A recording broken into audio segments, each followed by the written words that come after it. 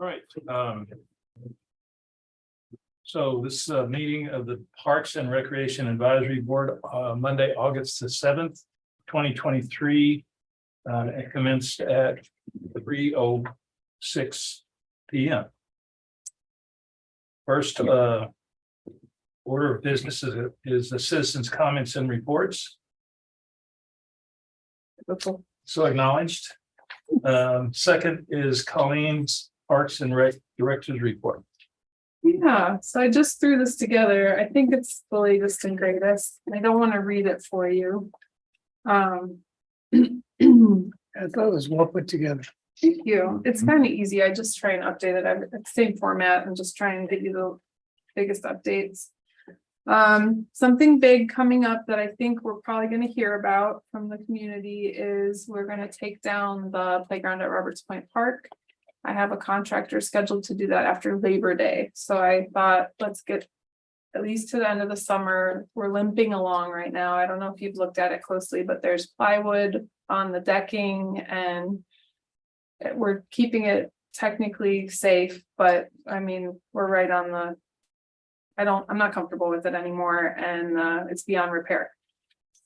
So after Labor Day, it's going to come down. We're demoing the play structures, all the surrounding features, the white picket fence that is around the littlest kids area, the edging that's out there. There's plastic edging that holds in the mulch.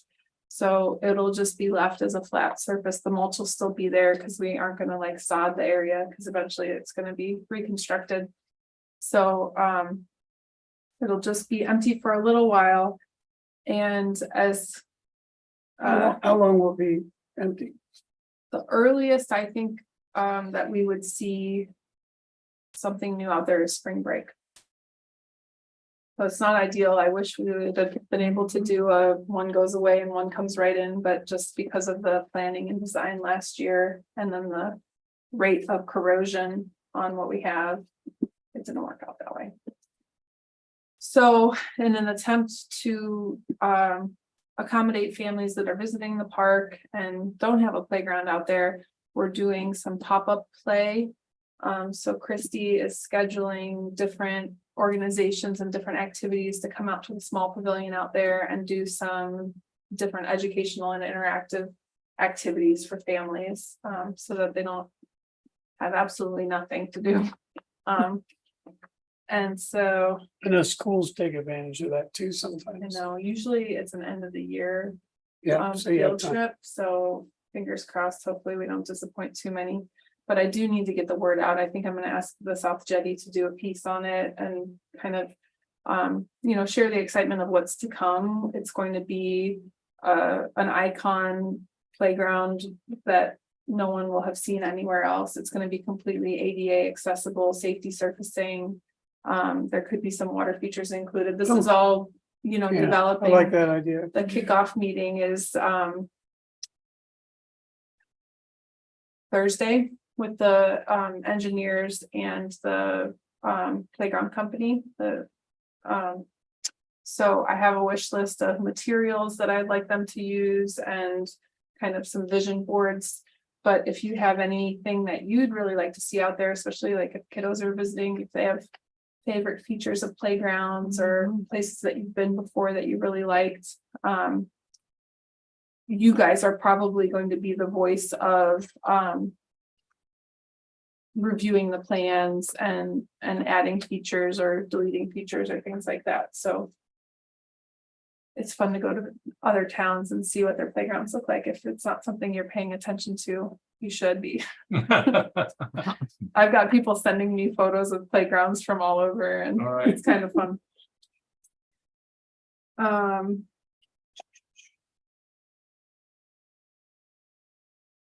A part of the new large pavilion project at Roberts Point Park, which I really wasn't aware of the timeline of this. I knew it was something they wanted to do, but they're changing the color of the shingles on our buildings out there so everything matches.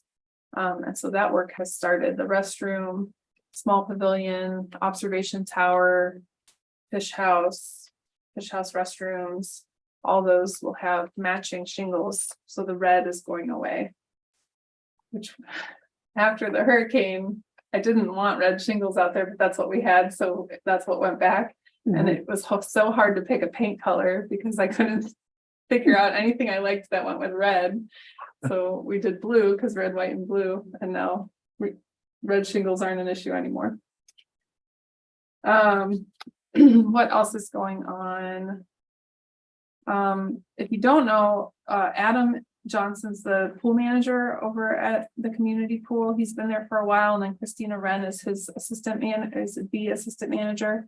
And Brian Nelson was just hired on as the head lifeguard. And he came with his lifeguard instructor certification, his water safety instructor certification. So they're able to do lifeguard training in-house for the first time. Very nice. It keeps training consistent, it makes, the trainer is working alongside you, so you better do what you learn to do. I've been starting to swim lengths on the pool pretty regularly every day I can. Would have done it today except they're closed. Yeah. And I think they're just doing an outstanding job. Awesome. I like hearing that. We got a brand new Yeah, that's what robotic my vac- son said too. He was very impressed with the way they rotated and everything. Excellent. That's great to hear. Well, I think Adam's strong suit is water quality and the actual facility of the pool. That's what his background is in. And so I think our water quality and the cleanliness is better than it's ever been before. Not to toot our own horn, but I think they deserve the credit. And then we've got an in-house trainer, making sure everybody's going through proper in-servicing and kind of holding everybody to the same standard. Everybody's learning the same way. So that's very helpful. And then Christina has a nursing background, but is excellent at scheduling and the admin side of things. So knock on wood, the skill sets are covered over there. They could use some more lifeguards. They're losing people to going back to school. So if you know anybody who likes it over there and wants to have a nice active job outside over the winter time, they are hiring. But I think they've got a really talented staff over there. I'm super happy with them. And we went, we had grandkids in and we went almost every day for almost 3 weeks. Wow. And what was nice is how we were greeted. I remember in the past, often we just go up and there wasn't much said, but You were It was a disrupting them from looking at their phone, probably. but this year it seemed when we went in, we were acknowledged and thanked for coming in. And it was a greeting and a thank you when we Excellent. left. Very nice. Yeah. I was excited when I saw they decorated all summer. There's like the ceilings all decorated and they just like made it their own. And it was just kind of like a sign that there's good teamwork and some ownership of the facility to in place. So I didn't ask them to do that. They took that upon themselves and I thought. Let it them was know cool. about that, because we went, we took the kids to Houston to fly out of Houston, and we ended up going to a city park, a pool there in the city of Houston. And it was depressing Oh, how the attitude, just that there was no music, it was very quiet. It made me feel bad for the people who were working there, that they had to work in that negative kind of a culture. It just didn't feel good. everywhere is struggling with a lifeguard shortage. Yeah. And so I could see that's probably affecting some morale Yeah. on teams and things like that, just feeling end of the summer, overworked, exhausted. I could see that. Yeah, I like the music too. It's Mhm. nice. It's not overbearing. It's just the right level. Yeah. I can't remember what it was. There was a patron who absolutely maybe hated country music, or there was like a musical preference that was very controversial. Last for time a I go while. there, it's rock I and roll, can't remember like the old. details, but I remember somebody getting upset about not playing the right stuff not too long ago. Oh, our fishing piers, they are, Station Street's been open for a while. Roberts Point is open. Charlie's Pasture, despite what some people have heard, it's not It's open not- yet. Yeah, I heard you, I saw in the paper where they're climbing over They are tearing the barricade down, so unfortunately, the contractors are stuck waiting on a railing for the ADA ramps. And so it's one of those supply chain delays and they can't open it until then. So some folks took it upon themselves to get out there and fish. I'm sure they enjoyed it, but yes, technically not open yet.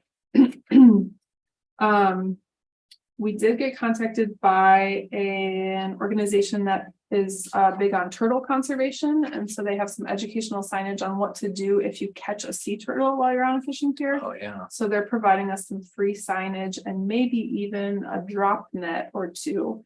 So, you know, it's such a far distance when you have a turtle that a lot of people just cut the line. And then you have a turtle swimming with a hook and a long line that could entangle them. So there's these drop nets that you can put in and kind of scoop the turtle up. And then the phone number for the turtle rescue folks is on the sign. And they want to come out and they probably tag the turtle and remove the hook and make sure that it's healthy enough to release. So those signs will be provided in partnership with the Amos Rehabilitation Keep. It's a different organization, but they're partnering with us on that. Nature Preserve, the big news there is we have a boardwalk across the pond and a trail to the community park. It's not officially open yet. There still is a barricade up. We're thinking a ribbon cutting the 3rd week of September. Some other news that occurred at Paradise Pond recently, AEP reached out to the building department and said, oh, we're coming in to clear our easement.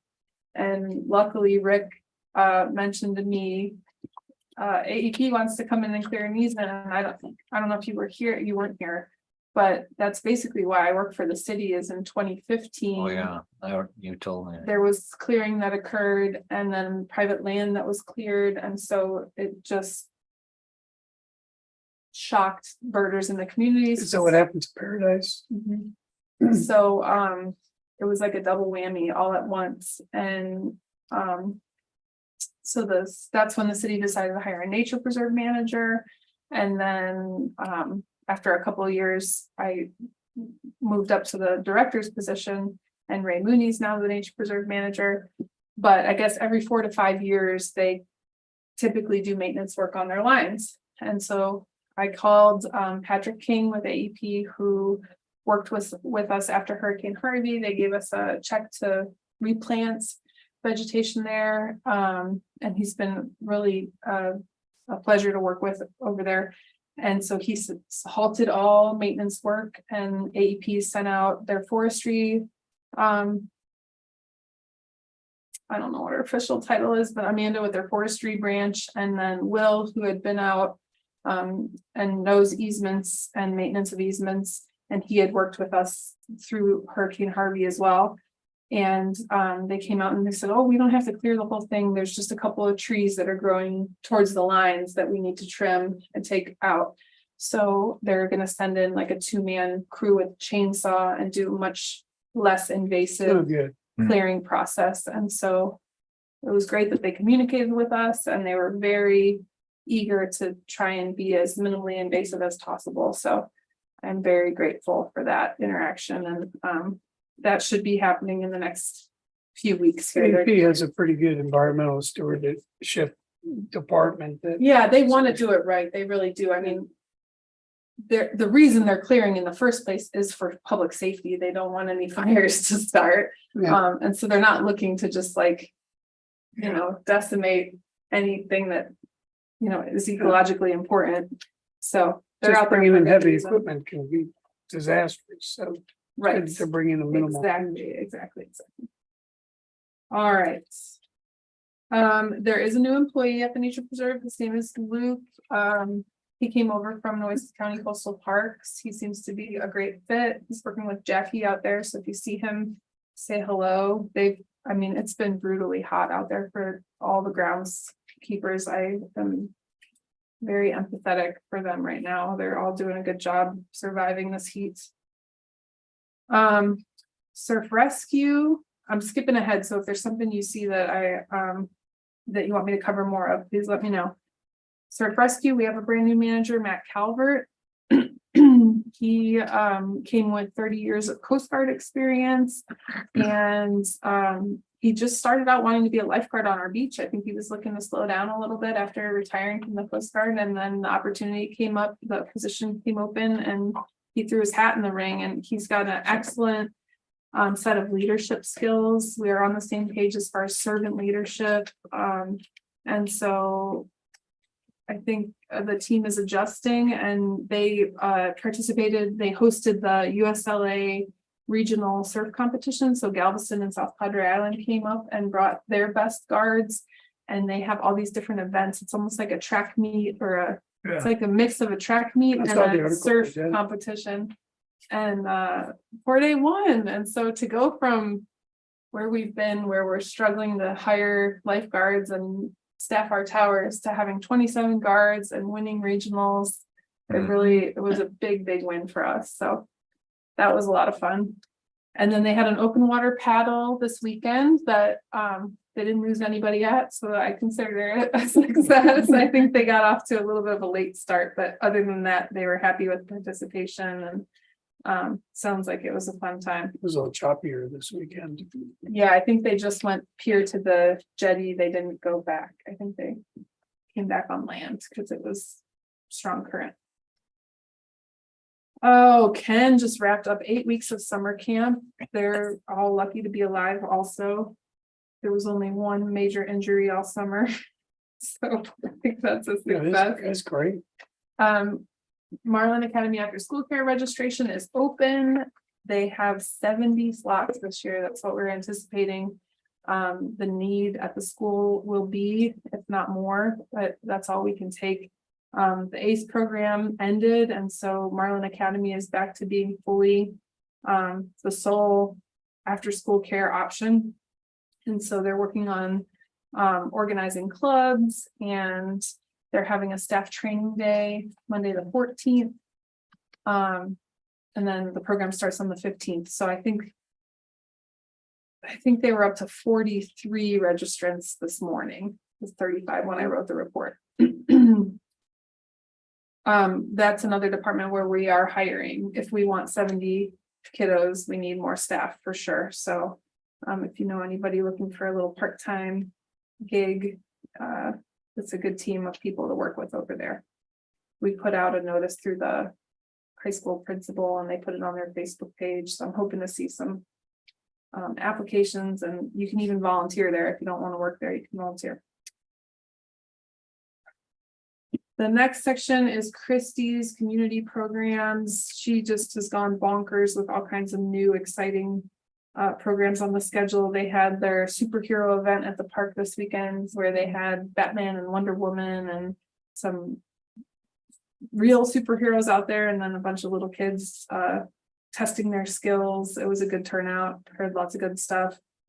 Going backwards a little bit, but Sunset Sounds Junior, selfishly, because I have a 16-month-old, it's like so much fun to go out there. It's so cute. I saw to how see many the more little people were at kids. the second one from the first one. That's Yeah, I think it's slowly growing. It's tough. It's like it's around dinner time, it's around bedtime. It's on the next one we have is the first day of school. And so scheduling, it's not perfect, but it was something new that we tried this year, and I think it was really well received, and I really enjoyed it. So hopefully folks will come out on the 15th. That's also a city council meeting night. There's a lot going on. Mhm. But that's the last one of the summer series, and then we'll try it again, and we'll take everybody's feedback and adjust for the next time we do it. But one of the requests in our master planning process was programs for younger kids, and so this was one of the attempts for that. The fall lineup is this table that's attached. It is jam-packed with Halloween things. We've got a special solar eclipse event going on this year that's unique. so that was on the 20th or Yeah, the library is kind of spearheading that, but we're participating in it. Something that is not on this calendar that we need to add is we are doing a volunteer event. It's September 30th. We're going to be marking storm drains. We have these metal medallions that we got a grant from the GLO, and it's through the Clean Coast Texas program. And they say drains to the bay, city of Port Aransas, and they have the pretty GLO logo in the middle of them. It's like a bird and sea oats and blue sky. I think there might be some water in there too. But we have 700 of them. They literally just got delivered an hour ago. And you use like a construction adhesive to glue them down over the storm drains near sidewalks or in neighborhoods. And so it's a reminder for folks, don't blow your grass clippings down the storm drain. Don't put your dog waste down the storm drain, because it literally, we're swimming in and catching fish out of whatever goes down these drains. So they're nice, they're real pretty. They're like porcelain coated stainless steel. And they're really durable. I had Justin, the nature preserve natural resource specialist, drive over it in a golf cart and a truck, and he jumped on it and kicked it around, and it looks brand new still. So Cool. hopefully they last for a while and help get the word out. That program's been around for a while, it started with stenciling, Yeah. yeah. I reached out to Surf Rider in Corpus, Neil McQueen over there. He's done a bunch of the different types of markers and gave me some pointers on organizing the volunteers, and 700 is a lot. So Yeah. we're either going to need to create some task force that come back and do more.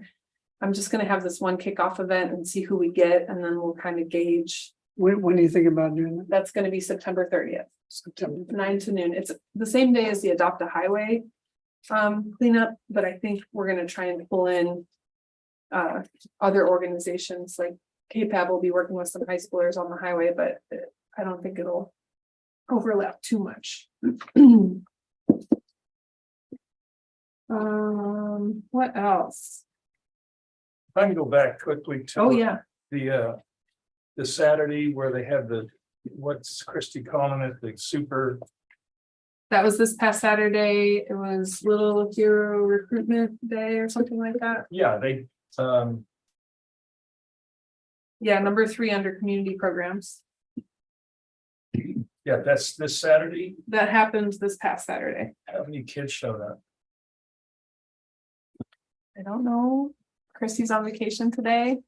There were a lot there when we were. There were some Facebook photos that I saw, maybe a dozen. I don't know.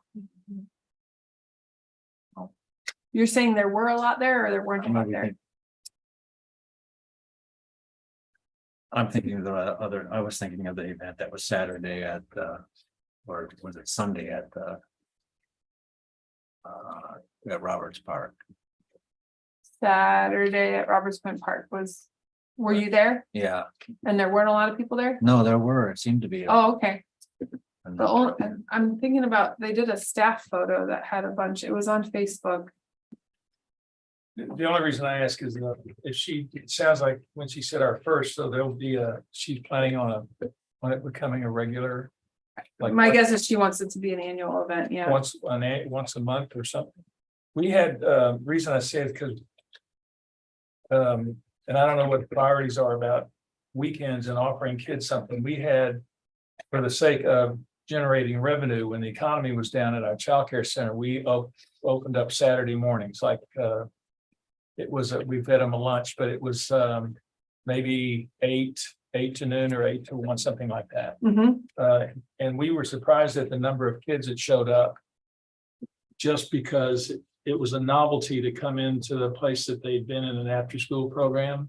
Mhm. And it changed, the whole culture changed when it was identified as, we called it a super sports Saturday. And it was all kind of fun little, win it in a minute kind of activities for the Mhm. kids. And we got to the point where we had to turn kids away. Oh, because wow. We didn't have enough staff, because we were regulated by the, Texas Yeah, you have to hit the standards for ratios. childcare, center, but it was the kids, we just had a real good turnout every time we offered it. I'm gonna ask Ken right now, how many kids were at Superhero? How did the drive-ins get attendance? They were about typical, maybe a little bit more than average, but about what we normally get. It was between 12 and 20 family groups. Have you ever thought about? Okay, because I'm thinking with this heat and stuff, have you ever thought about doing one? Just in the shallow end of the pool, you know, like rope off all the deep water so you don't have to have the lifeguard burden, but Yeah. and let people just be wet and watch a movie? I love that idea. I did that in my college orientation. We watched Jaws while in an indoor pool and we all floated in life rings and it was fun. But our pool only has one underwater light in the deep end. And so there's been some concern about the safety of having kids in the pool with the water dark.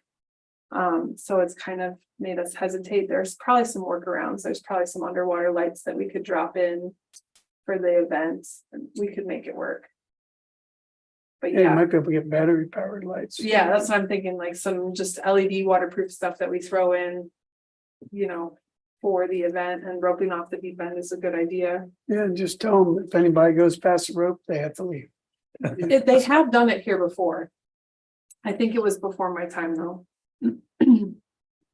I know that I've been to some of the drive-ins, you know, when in the cooler weather, and I think it's a great idea, and I like it, you know, but you know, I could see how the heat would kind of reduce, you know, visitation, although it's pleasant in the evenings Yeah, to me, but maybe not in a car. no, Yeah, we started the drive-ins around COVID. That was why we did it that way. Because prior to that, we had had movies in the park at the amphitheater at Roberts Point Park. And also for that, they had done it on the baseball backstop, I believe at McDonald Field. And so we tossed around when we were planning the schedule for the summer, all of those ideas. And somehow we landed on drive-in still, so. I made a note of it and I'll talk with staff about it. But I would like to sit in the pool and watch a movie. Anything else? No. Is that it? I Okay. think so. Everything else you guys can read, and if you think of something later, you know where to find me. Is there any? I didn't see specifically on the agenda about discussion of what's coming up with the city's decision to put the facility on the ballot in November. So that's gonna be discussed at the August 15th meeting, Okay, and I think we should all tune in. okay. So they haven't made that decision to do it yet. Correct. They have to hear from the city, from the state, one, if they can use hot tax money. Yeah, it would need to go through the approval of the his position's escaping me right now, but the hot tax guru at the state. Scott Jocelyn. He's the CEO of the Texas Hotel, and The guy that came down and did the Yeah. presentation, I think it's somebody else. I don't think it's him. But could be the comptroller, state that's comptroller. who I think it is. I think the comptroller has the final say, but don't quote me on that. I think the council is gonna discuss all funds available, and there's gonna be a decision made on whether to put it on a ballot or not at the August meeting. So I think I don't want to go too far down a rabbit hole of planning until they Right. officially direct Right. what we're gonna do. So my interpretation, reading the article in the paper, maybe the paper was a little bit too optimistic about it going forward. I kind of read in it that if the state agreed to using hot tax money, that it seemed like that it would go on the ballot, but that's not. That's, I think, the latest sentiment from, I think they're interpreting where council left off last. Yeah, And that seemed to be the direction it was Okay. headed, all but right, I think August, further discussion will be had. all right. I've talked to some council members, they seem to be very pro.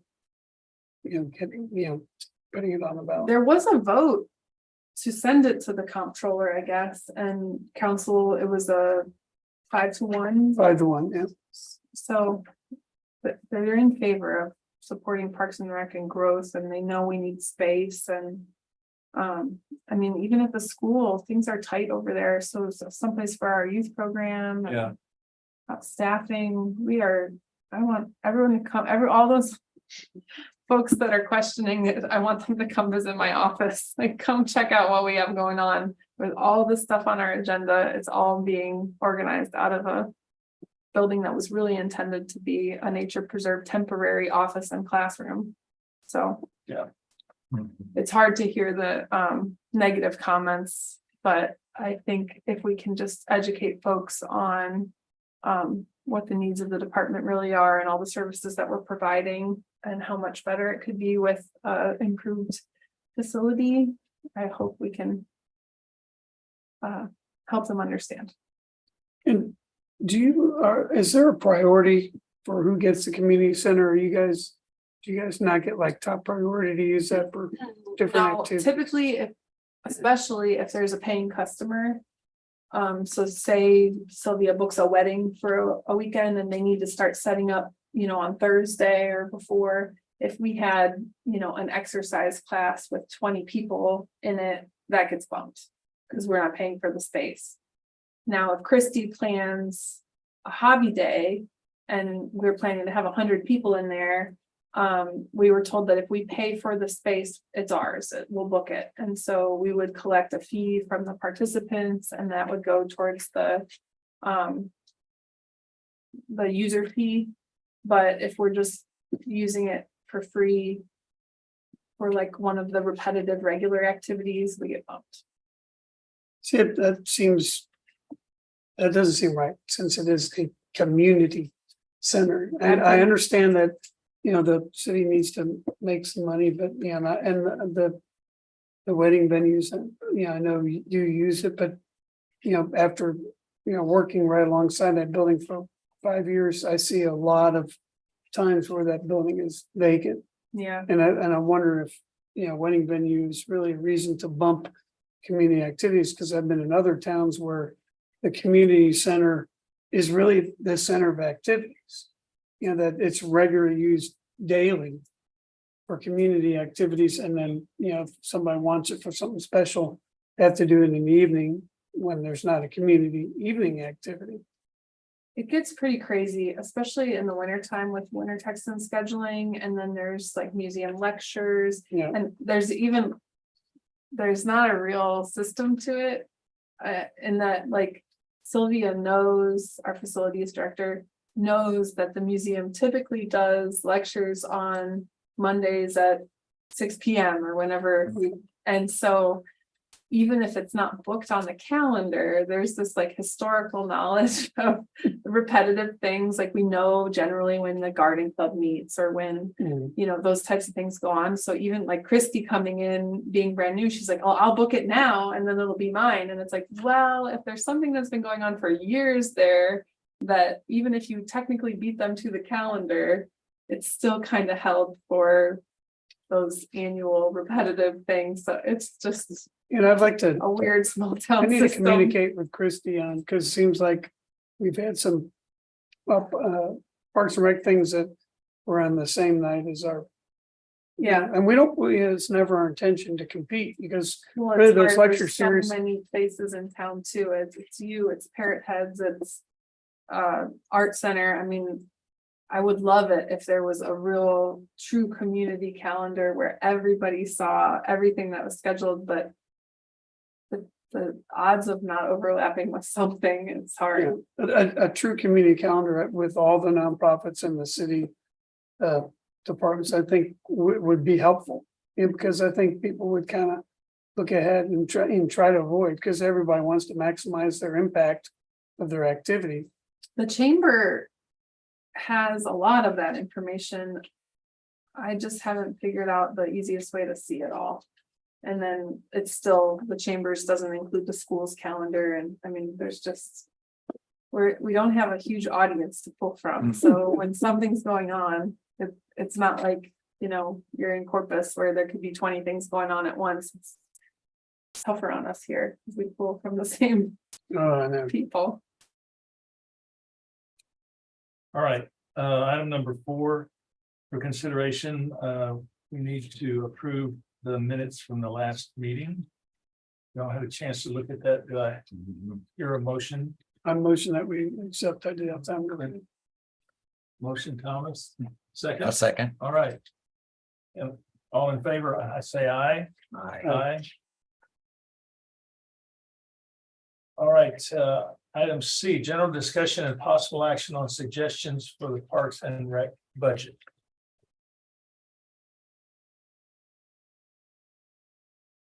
So that was submitted already. And too late to change at this point, so I'm wondering why I put this in here. I think this was an opportunity for me to say council didn't oppose anything that we submitted in our budget. There were some things that we kind of either are going to delay or move around only because of logistics, like the parking lot at the community park really needs to be resurfaced. But if we're going to build a facility there in the footprint of the parking lot, it's kind of a waste of money to reseal it and then tear it up for construction. So that one got bumped until we know what we're doing. And then the restriping of Roberts Point Park, I believe it got put into a different fund. So there's some things that I kind of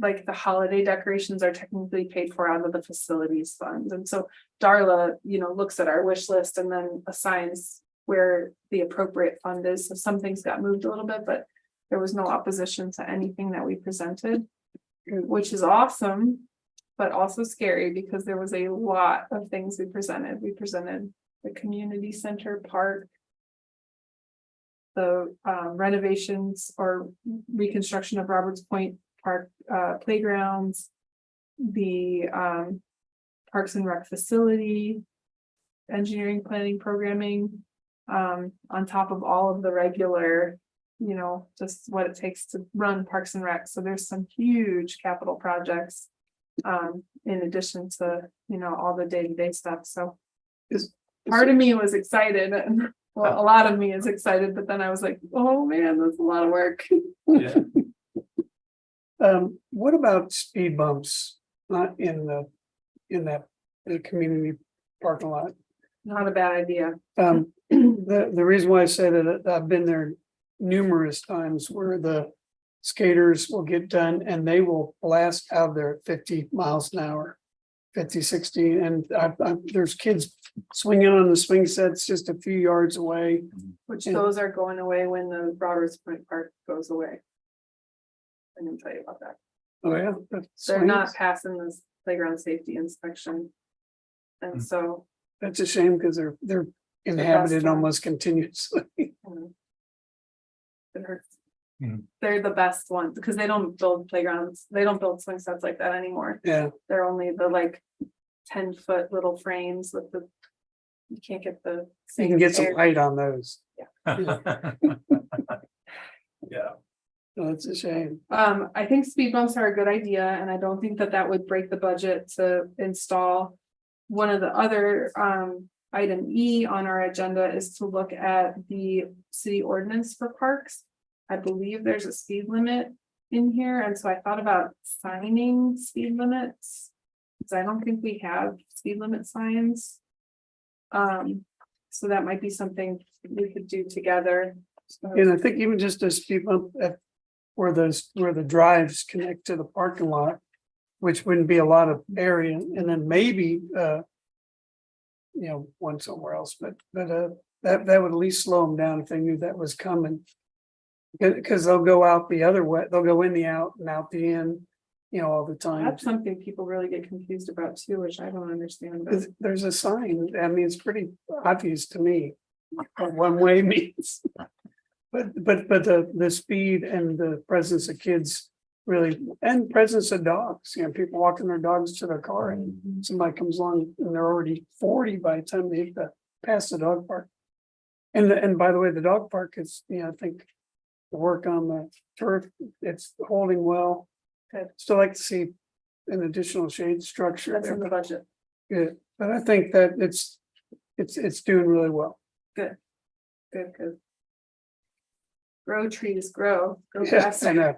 No, but I did budget $5,000 for more shade out there. Okay,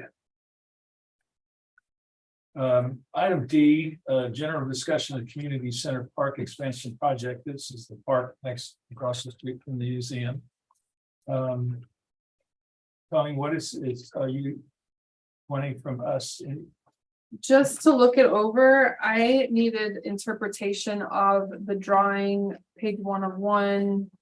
With all the colorful doodles on it. Yeah, It took me a second to take that all in. So, I have some comments too about, okay, of course, you probably expect me. yeah, well, that's why it's on the agenda. I looked wanna at hear it from you pretty- guys. Pretty heavily, and am I jumping in front of anybody? no, go ahead. First of all, we talked about like some shade structure that would be big enough to put, some type of bandstand. I didn't see that in the, It is this pink diamond shape. And they have conceptual renderings that are part of the packet. I felt like they were a little small. yeah, they were, yeah, all the shade structures and are you supposed to choose one? Cause I thought some made sense. I thought some looked, for lack of a better word, silly. Mhm. Yeah, like 4 kind of reminds me of the mountains, not so much the beach. Like 3 is not bad, but I kind of worried about the wind. Yeah, 4 is just that, I would put that in the category silly. And I mean, the size of it, to me, it's It's- looking more like a bus stop than a That's what I was Yeah. thinking. Exactly. bandstand. yep, and six So- just. It's just, I don't think you're gonna get the adequate shade from that kind of structure. The one thing about 6 and 4 that I thought was interesting was the live plant component. One of the parks that I love is in San Antonio Hemisphere Park. And they have a walkway with like metal arch, for lack of a better way of describing it, but they have these metal structures that go over the sidewalks and they're just covered in trumpet vine. And so it provides this whole cool Mhm. feel. So I thought incorporating plants is kind of interesting, but I don't think we conveyed the right tone in that it's not elevated, there's not a platform there. And it's not, It's very busy. I was picturing at Cinnamon Shore in the circle there next to Lisa Bella's, they have like a bandstand and it has kind of a slatted back to it. It has a shade structure. I believe I sent them images of it, actually. I was picturing something like that. And so these renderings, I was kind of surprised to see them. I'm meeting with the guy who put these together tomorrow. So I plan to give him our feedback. But yeah, it's not what I was really envisioning. I do think if you pay attention to the materials, if you pay attention to the general aesthetics, if there's one that speaks to you, it could be something that we build on. We could say, you know, we really like the look of number 3 best, but we want it bigger, we want it elevated, we want, you know, whatever. It's just a starting point, I think. Yeah, I like the idea of the flow through designs like on 2. Just that, and even 3, I think it's the side is not going to provide much shade when the sun's low. And would these be facing east or That is a great question. This faces east, yeah, a little northeast, mostly east. and that's good because that gives you late day shade on the right spot. And I was a little disappointed with. I know that that parking was going to be part of the design, although I didn't. That was going to be almost half. I mean, is there any way we can? And what I was thinking at first, I thought, is there any way we can reduce the space where they come down?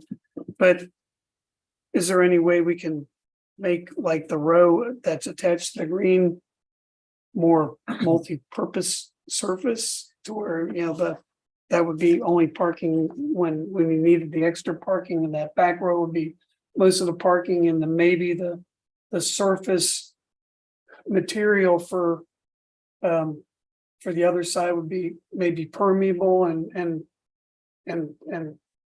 multi-purpose. So you're saying the east half of the parking lot that is closest to the green space. Making that not asphalt so that it could be used as event space. if Exactly. Needed. Yeah, Okay. and it'd be the west side of the parking.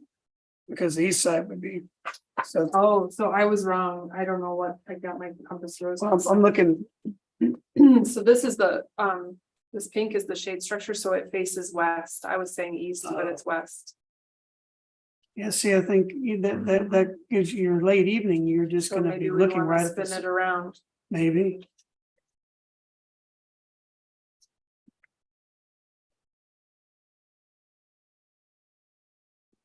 And it's hard to tell where exactly.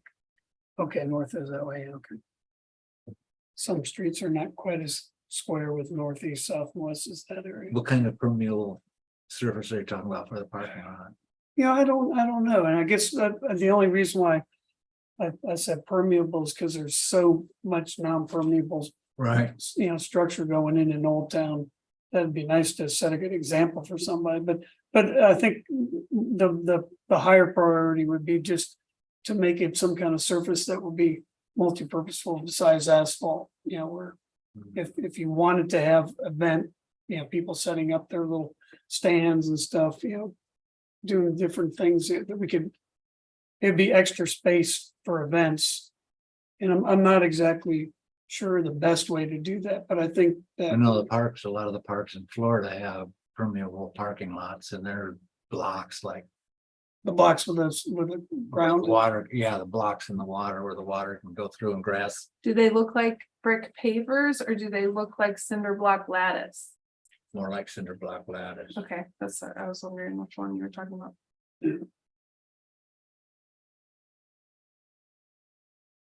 I think I think what we'll hear is they'll do whatever we want, but the permeable.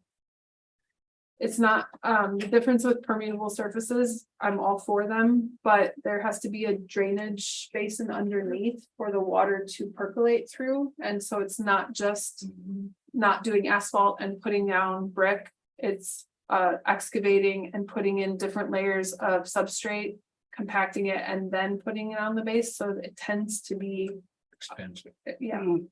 What about what about something like just brick that would be obviously something different than the rest of the parking lot, but might Just be an aesthetically, Surface. like a walkway, because, like cobblestone.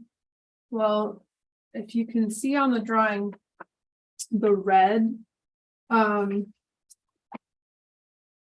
so you can see the parking lot is in red lines, but there's a thin red line that goes around the green space. That's an extension of the brick walkway.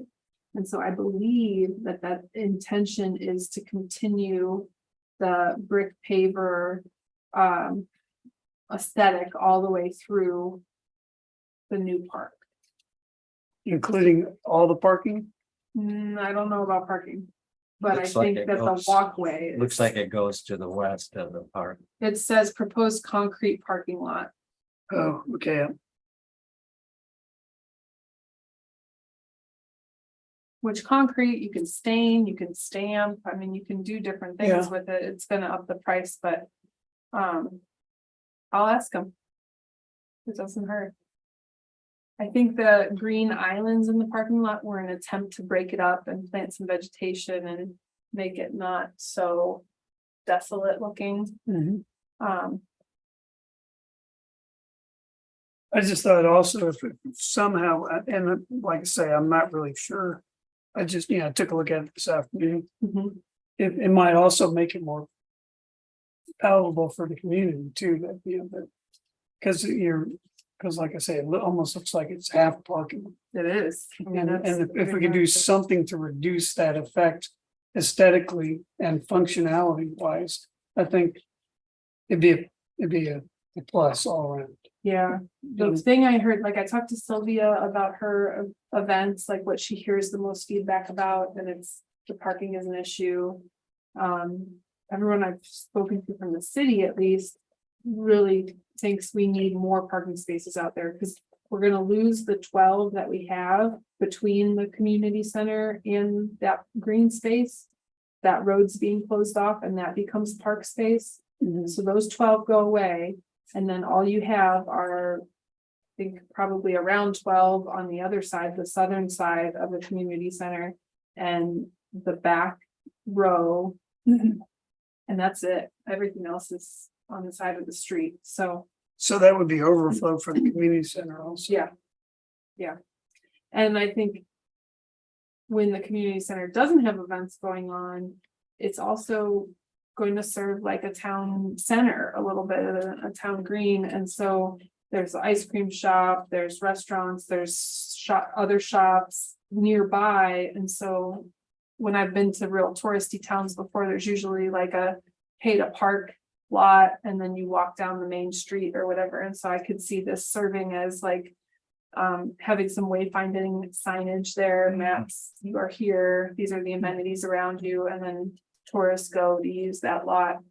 And then use town, which we're lacking, we don't have anything like that, so. Yeah, I'm anticipating the parking being used more than just when there's special events going on.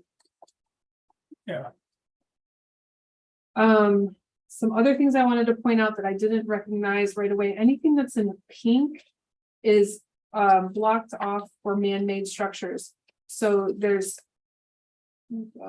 some over by the community center building, and then there's a couple on the north side of the park. Those will be shaded picnic tables. So that's what's being proposed there.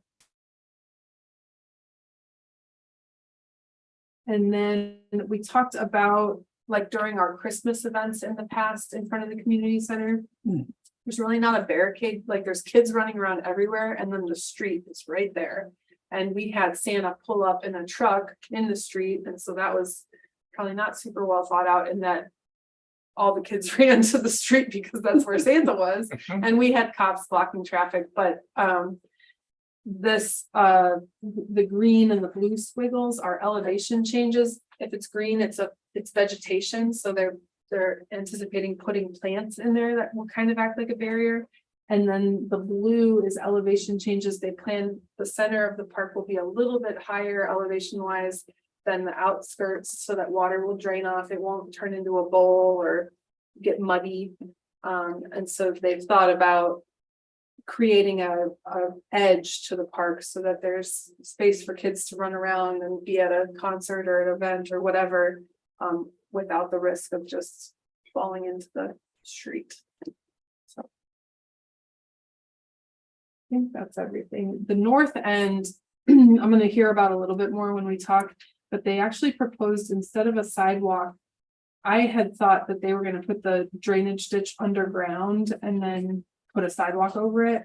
Because of the way the utilities work on that side of this block, they recommended leaving the ditch as kind of a drainage swale and putting a wooden boardwalk across instead of filling it and doing a sidewalk. So I had not anticipated seeing that, and so that was kind of interesting. yeah, that's, and it might look actually nicer, and I don't think it'd be any more money. Generally, Yeah, those underground drainage culverts can be big dollars. The other thing related to this is there are AEP power lines that run through the southern portion of the block just north of Oaks. I think they're in blue here. They're big, brand new power poles, and they have I'm probably not calling them the right thing, but transformers. They have like huge infrastructure on the poles. Like they're not just a regular telephone pole, there's extra stuff on them. Yeah. So our engineers reached out to AEP and they're interested in working with us on removing them and relocating them.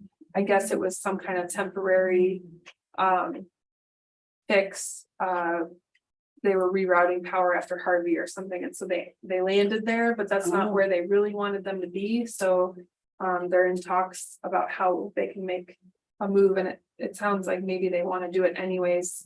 I don't know if that means a price break for us or not, but it wasn't a hard no. We'll put a little, their AEP emblem somewhere in some of the streets, Sure. this signage. Well, so the other thing that I meant to mention when we were talking about that shade structure is, there's been several historical buildings that have come down through town, and Cliff, actually, we looked together at the most recent one and thought, you know, what can we save, what can we do? And so there, I have expressed to the engineers that I would like to use reclaimed lumber from somewhere in Port Aransas. They were supposed to talk with, Corky, about what type of inventory he has. And, so I'm hoping to hear more about that tomorrow. They couldn't meet up when they came down and did their site visit. They missed each other, but I'm hoping that there's some cool structure left over from Port A that we might be able to use as the shade out there that would have some sentimental value and a cool story behind it. Yeah, Makes sense. I think Museum's Liberty right Hall's there. great. Did you see they exposed the planked roof? Oh. They took all the, I mean, it's just such a neat structure, and of course, all the shiplap is exposed too. And all that would be cool. I think what you said, use some of the shiplap for the back drop of the stage and use some of those, structures from the roof. I think it'd be so cool. I think that is awesome. And then I don't know what else he has. I don't know. There's some other significant structures that have come down in town that He's got the might be stuff. more applicable to a park. I don't know. So I He's got wanted his them to Aunt talk. Mary's house, which was all. Did he take down that was- Woody's? What? Did he take down Woody's? I don't think so. I think that And was, then is the church? Is that? it's definitely coming down and we could probably get some of that wood and probably work with a construction company. Cause I don't know if Corky's gonna be involved in that. Okay, So, but I think, the construction company might, whatever it is, I think if it has a story and the museum's there to interpret, I think it could be a cool feature. I think so too. The other thing I've been thinking about is a name, and I don't. I don't have the authority to name it. I think it'll be a council decision, but if we wanted to. Start thinking about how that process would work, are we, do we provide a list to council for them to mull over, or do we? Open it up to the general public. I think they should have to come to a Parks Board meeting if they have a real strong opinion on That's a good. how they feel. I still don't like- necessarily want to do like a cattle call. I feel like we'll be. I still like overwhelmed, Old Town Park. I think it kind of calls attention to Old Town being like a separate entity in the town. Yeah, In the there's center of the also district. the potential of naming rights. If somebody wanted to, gift the cost of the shade structure or something, I mean, if they wanted to make a significant contribution. There's probably some, I think, the city's actually working on a protocol for naming rights of things. So that's an avenue that, you could explore. I still say we need to name something after Gail Borden Munsell, maybe not this park, but he has such an important part in our history and there's not one street or nothing named after him. I know it's kind of a long name, but Just Munsell. what? Just Munsell, just shorten it up. Yeah, so we need to think about that. I was researching some of the, what other parks and cities their protocols are, and some of them have stipulations that, the gift has to be over a certain amount. Even if it's in memoriam, the family has to provide the gift.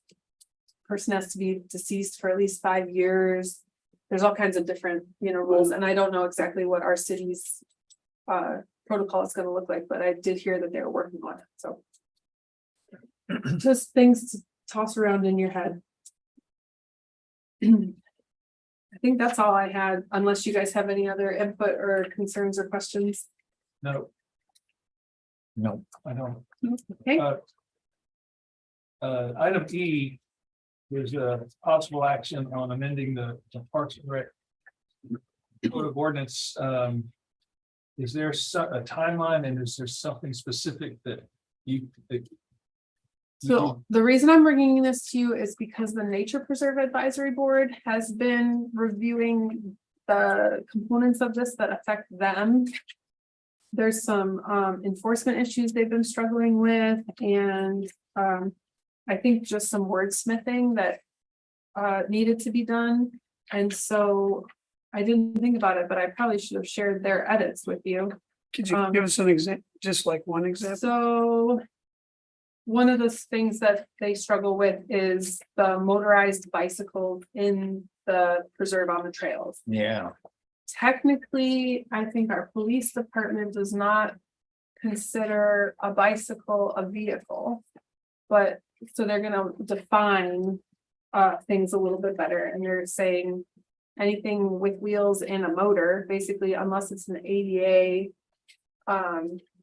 amenity that somebody's using, is not allowed, because there's all this new stuff that's come out. There's these hoverboard, like single wheel things, and there's motorized bicycles that have like a weed eater long, like a gas powered motor that's super loud. Super loud.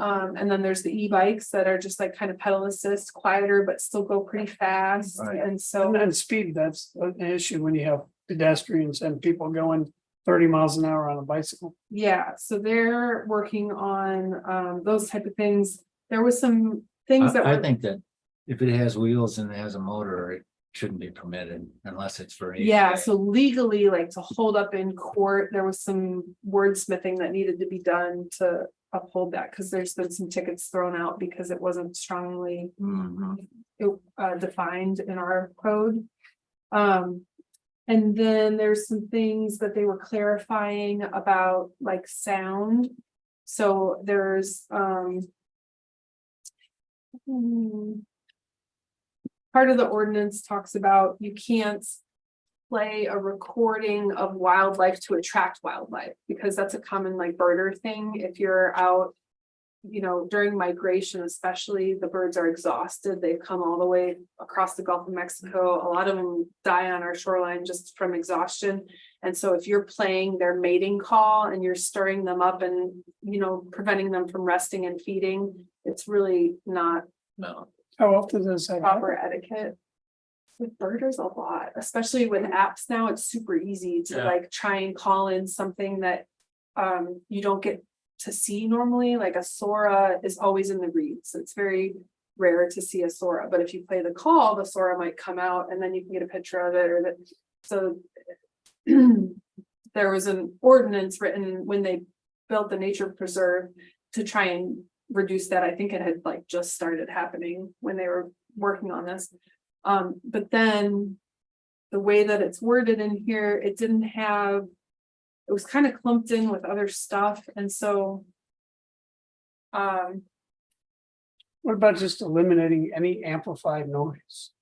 so that's where we're getting to. Basically, we're gonna have to say a decibel level. We're gonna have to say over 85 decibels is not permitted, because there were people that would go out and like play a ukulele on the bench, and I don't have a problem with that. Yeah. And there's people that wanted to have a memorial service and have an acoustic guitar at the memorial service at the pavilion. I don't have a problem with that. There was somebody that took a drum kit out there and was like pounding on the drums, rock and roll. I kind of have a problem with that. It's acoustic, they're not plugged in, but it's loud. It's way over 85 decibels. So they're Yeah. working on all the details of that. Some of the things I thought we should look at, though, as far as the parks go, there's some interesting wording about the hours and about which parks are included.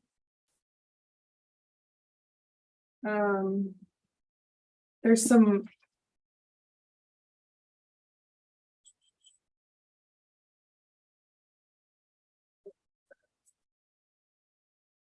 park hours, okay.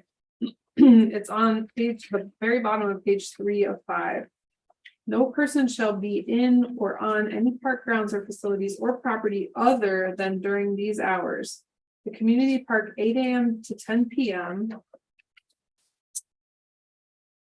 The community park jogging track which is never how I have phrased it, but I think it's referring to the sidewalk around the baseball fields. Yep. Opens I at bet. 6 AM, so 2 hours earlier, you can be on the sidewalk. And then organized structured programs and activities which are sanctioned by the city Parks and Recreation Department may be conducted between the hours of 6 AM and 11 PM. So you can go to the park from 8 to 10.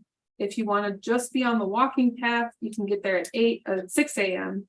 And then if it's a Parks and Rec activity, you can be there from 6 AM to 11 PM. And then this doesn't mention Roberts Point Park at all, which I think traditionally Roberts Point has always been all hours because of the fishing scene there. And the liveaboards. I would argue liveaboards would fall into the marinas code more than the parks code. We Yeah. could separate that. And so I know that there's people going out there playing pickleball first thing in the morning. There was a new police officer, I don't know who it was, that kicked somebody out of the park. There was a gentleman there before 8 AM on the walking path and he got kicked out. So it's just a little confusing the way it's worded. I thought if you felt like it should be changed strongly, or if anything It else makes sense to should me. be changed, now is the time because it's gonna go to council basically for the revision. So Okay. if there's anything in here that you feel like, I don't like it, I want to add, I want to delete, whatever. Now's a good time to consider doing that. I'm not saying anything has to be changed at all. But Or you think it just make the hours uniform for everything, 6 AM to 11? Is that too I late? don't have a problem with it. The skate park stays active till late, so I think we do need a cap on, when are we saying they must leave? Yeah. And then, I haven't heard anyone complaining from Channel Vista about the, noise from pickleball. I have heard about people in other communities complaining about the noise of pickleball, but I don't know if anybody over there hears it or it bothers them. Can't hear it. So to me, if somebody wants to come out at 6 AM and play pickleball, I don't mind. No. Our grounds crew arrives at 7 AM. They're typically who unlock the bathrooms out there, so that might be a logistical thing to consider. 7 AM is when staff arrive out there. The pool hours shift regularly depending on the season. I think they'll be open at 8. That's in this community program was for the fall. Do they ever do an evening? I know that you have paid parties in the evening, but have you ever thought about doing like a middle of the week evening swim? Do you think there would be the interest level to justify it? There's been a couple of special events after hours. We did a pumpkin dive that was after hours, and there was a teen pool party that was late, and those are pretty well attended. There's not like a regularly scheduled one. I'm not opposed to anything. Staffing is the first thing that comes to mind. Yeah, so fall hours, the pool's opening at 8. I don't know if that matters for park hours.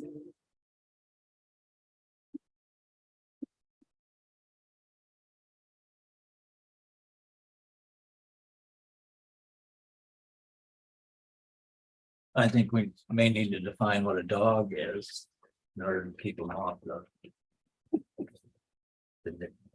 the sidewalks and stuff out there. Where are you looking? I'm not looking anywhere. Oh. I'm just saying that there are a lot of dogs using the nature preserve walkways. So no dogs are allowed in the nature preserve, no Right. pets. At all? And we have it signed everywhere. I know. Show me where there's not a sign and I will put one, but Pay attention. You're talking about people walking across from the trailer park? Other dogs, I see them go into the flats right there. There are coyotes out there and raccoons that also like to use the trails, so I don't know how, I know the difference between Okay. a raccoon and a coyote okay, compared to, I mean, what their scan is and stuff. Yeah. we have poop patrol at the birding center on a regular basis, because the raccoons just love the boardwalks, it's like their favorite. Yeah. Experience, I don't know, every morning they gotta go out there and clean it off, it's nasty. Yeah, And then the stairs on the observation towers too, so Right. bad, yeah, just disgusting. But the dog thing. I don't know what else to do. I mean. One of the things in the budget for next year is to pay for a park host. We would pay for the RV spot at a place like Port ARV that's directly adjacent to the nature preserve. And they would be responsible for patrolling the trails for a certain amount of time every week. I don't know if that's 40 hours or less. But I think that will help, is having a would that presence be, out would that there. park host be able to be like a public safety officer? The Like way we that, have it yes. now, we wouldn't certify them to ticket anyone. If they educated somebody on the ordinance and they were defiant, then they would call the police. And so the police would come out and Well, enforce I it. meant, that's what a lot of police departments have. They don't go through the certification and stuff, but they're considered public safety officers. They have a badge, but they don't carry a gun. We could make them a badge. Right. I was thinking a vest and a hat, but Yeah. whatever, it's something to show that they have some authority. Yeah, But I don't want them to feel like they need to be the enforcer. I really want them to go No, with no, an the people- education mindset. that develops into a problem where they begin to think they have police powers and start acting like a police officer. Yeah, we don't need that. And, Right. and we seem to have a lot more violent tourists coming to our town, so we don't want to confront those people. No, Because they're Yeah. confronting each other on a regular basis. And my guess is this person that's gonna want this role, is going to be someone like a Winter Texan. They're Right. gonna be, your typical state park hosts. Right. They're traveling in an RV with their significant other, and it's a good deal to get a free spot, and then they get to walk the trails all day. I think it's a great idea. I'm excited Yeah, about it. too. I hope it works out. I don't know. I think It's a an good idea. experiment, but I like the model, and I think a regular presence on the trails to say. You can't have a motorized vehicle out here, you can't have your pets out here, because we don't now, the groundskeepers are who see people the Right. most, and they're. And I've seen Doing this other talk to things. people and people have a hard time paying attention to the groundskeeper telling them what to do. Yeah. Yeah, and I think it's a internal struggle for the groundskeeper to even speak up. I know. They feel uncomfortable a little. But they have been trained. We, Texas Parks and Wildlife sends their rangers to a certified interpretive guide course. And so not Luke, the newest one, but I believe Jackie definitely has, and I don't know about Justin, I think he has. But it's about being the face of our organization, and I think even the Disney staff go through it, or they might just be a role model example in the training, but it's about, greeting everybody, making them feel welcome, letting them ask questions. So we would probably send the park hosts to something like that as well. Yeah, that's good. Yeah. Yeah, the guys that I did the cemetery restoration program with were very personal. Oh, that's our regular parks grounds crew, yeah. I was thinking nature preserve the whole time I was talking about, yeah, there. We have a good group right now. I couldn't be happier with the staff that we have. I feel so lucky to have who we have right now. No troublemakers.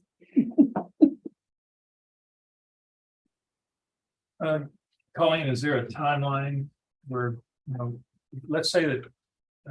That we each take and review this, and then if we have any. Issues or questions or any possible solution or change to the language, we get that to you by. It's not on the August agenda. Ray still has one more board meeting where she's gonna discuss it, so we've got some time. Okay, Okay, It's You've got a month or two. All right, Sorry, I don't have a hard date. But let's say, if you get it to me by the end of August, you're definitely safe. all right, item number 5, Parks and Rec, member items for future consideration, anyone? Just don't, when we do the park out there on the highway, don't forget to have some kind of dog component out there. It's Is it- gonna be nature preserve. You might have to go to the nature preserve board to discuss it. But they are gonna have different rules for that location, just solely because of fishing and hunting access. So And I mean an isolated thing, but you know, something. Just because it's just a nice space and it gives, it's just an opportunity for a dog owner to go somewhere else without being in the preserve with their dog. It's like, you know, being out in nature and observing, but still have your dog. Will that be would that be a preserve out there? yeah, it's a 33-acre nature Right. park, paddling access. Also needs a name. Yeah, that'll be raised territory. All right, that's, entertain a motion to adjourn, I'll make the motion. I'll second. all right, Thank Perfect you, timing. guys. I really appreciate you being here. We couldn't have done it without you. Literally. Yeah, it was good. It's a good meeting. Well, good.